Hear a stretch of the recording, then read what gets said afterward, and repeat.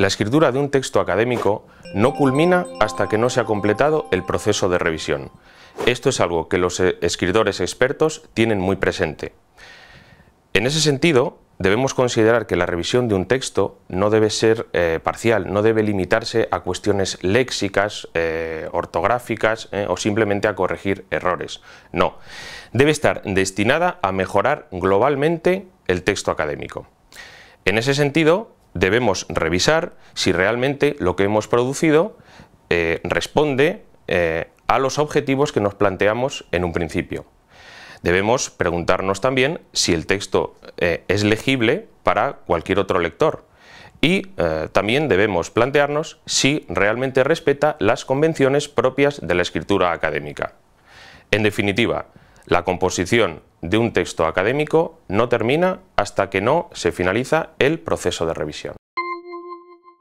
Para llevar a cabo con éxito la tarea de revisión de un texto académico es preciso cierto distanciamiento, es decir, que nos alejemos de nuestro objeto para ver con mayor claridad y adoptar un punto de vista más objetivo. Una distancia demasiado corta con respecto a nuestro texto nos va a impedir localizar errores, redundancias, incoherencias y demás, que nuestro cerebro sobreinterpreta porque de alguna manera hemos trabajado con esas ideas y con esas palabras durante mucho tiempo y vemos cosas que realmente no están en el texto. Por tanto, nuestro consejo antes de iniciar cualquier tarea de revisión es que nos alejemos del texto académico, que le demos un cierto tiempo para que se enfríe y después, una vez que adoptemos la posición de lector, que volvamos a él y podamos localizar con mayor criterio aquellos errores o incoherencias que de alguna manera están impidiendo su perfección. Una vez adquirida la suficiente distancia, el autor pasa a ser lector de su propio texto. En este momento es cuando se inicia la lectura y escritura de comunicación, que está destinada a producir un texto que en su versión final resista la mirada de otros investigadores dentro del mundo académico. Es en este momento cuando debemos introducir en el texto todas aquellas restricciones propias de la escritura académica. En ese sentido, nos referimos no solamente a cuestiones formales o retóricas, sino también a aquellas concernientes a su estructura. Debemos pensar que cualquier texto académico debe cumplir unos criterios de rigor, de claridad y de respeto a las convenciones propias del mundo científico. Y no debemos olvidar que es en este momento cuando estamos obligados a introducirlas, pues el texto, después de este proceso de revisión, va a adquirir su factura definitiva.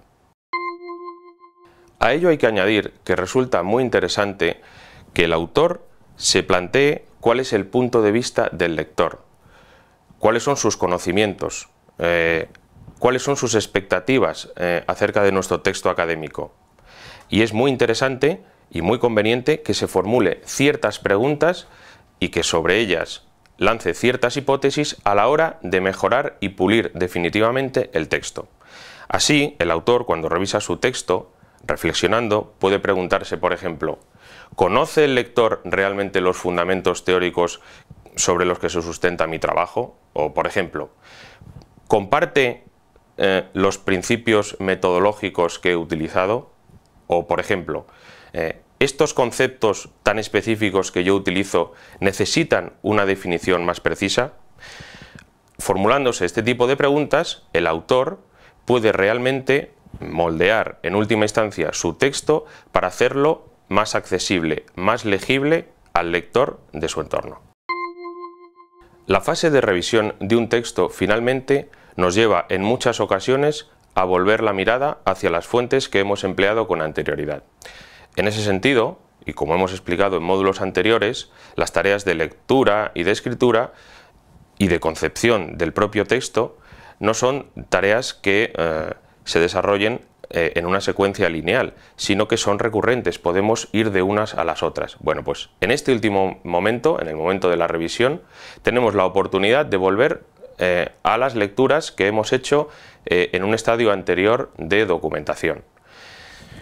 Con ellas podremos ya traer con precisión y prácticamente de manera literal las citas que queremos introducir en nuestro propio texto y tenemos la oportunidad para ello, pensar acerca de lo que hemos escrito, acerca de cuál es nuestra voz, acerca de cuáles son las opiniones ajenas. Es decir, también en este último estadio, durante la fase de revisión, estamos capacitados para seguir pensando sobre nuestro propio texto.